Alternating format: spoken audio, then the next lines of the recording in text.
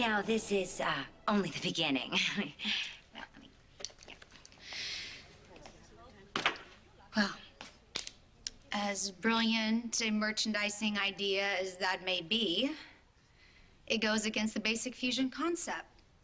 Besides, the copy font sucks. Do it over. Oh, no, she didn't just say my font sucks. May I ask what the fusion concept is? I mean, I'm interested in hearing it from a woman that's only been here a few months as to what our concept is supposed to be. I would love to fill you in. You see, fusion was founded on the dreams of women who thought that they could do better by women instead of these mega corporations run by men. For instance, let's check this out. Oh, look at you girls here. Together, beautiful, successful, it's what every woman wants. So fusion is a tribute to what can happen when women work together. Some women can and do work together. How about I spell this one out for you, Miss Simone? It would be going backward if we were to do a print ad campaign with only one of us. It would be like it was her own personal triumph. You get that? Kitty wants some milk? Oh, no, no. Cattiness has nothing to do with this. This is business, right?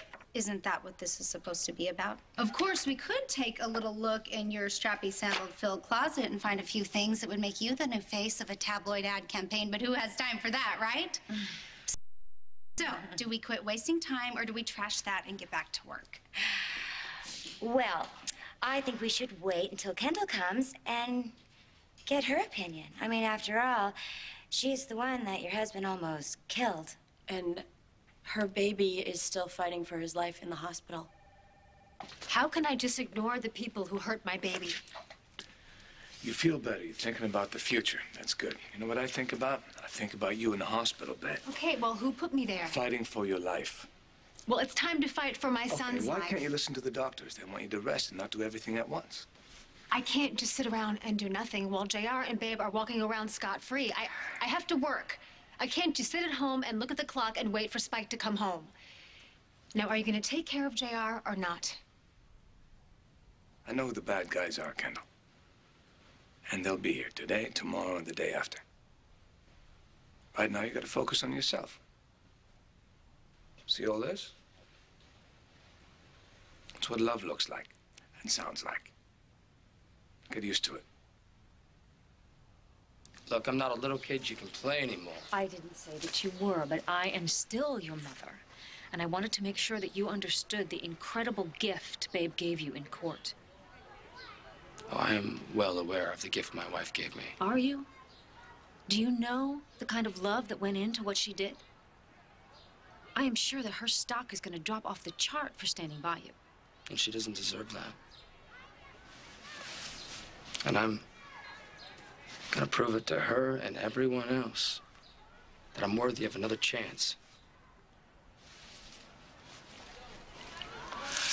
You know, I used to think that I could do it by myself. That's all I wanted was to do it by myself. But I got myself into a big mess by trying to do that. It's gonna take a lot of work for me to get everyone back, to fix this. But I gotta do it. I cannot trash the gift that Babe gave me. Good. I'm proud of you, JR. Are you okay? Yeah, I'm fine. No, you're not. Are you gonna tell me or are you gonna make me guess? You're scared you're not gonna get the truth out of Madden. My dad has gone MIA and is off limits, Dr. Martin. Shouldn't you be cleaning some bedpans? Look, if you guys want a career in medicine, you're going to have to learn that our private lives are off limits. Sounds about right to me. Well, then maybe you shouldn't parade it around here. Well, you're going to have to try and not be seduced by spreading the dirty little stories that fuel every rumor mill in every hospital. There's plenty of those around here. Look, I mean, we all have our secrets. Some of them are quite fascinating. But this is a hospital, and it exists for one reason, and that is to save lives and to make people well. Sounds like two reasons, Uncle Jeff. I mean, Dr. Martin.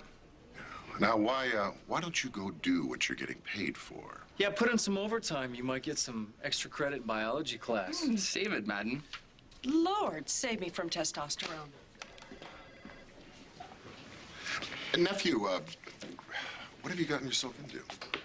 Nothing I can't handle.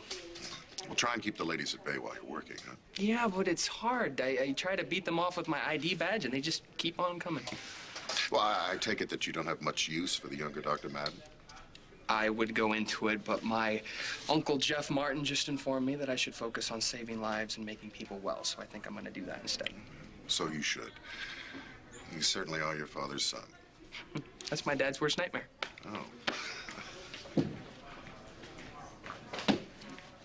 Erica, you're just going to have to forgive me. I don't have time to deal with this right now. You're going to have to talk to Jeff yourself. Ted, just think about this for a moment, please. Think about what will happen if Jeff walks up to Josh and puts his arm around him and says, I'm your father. Yeah.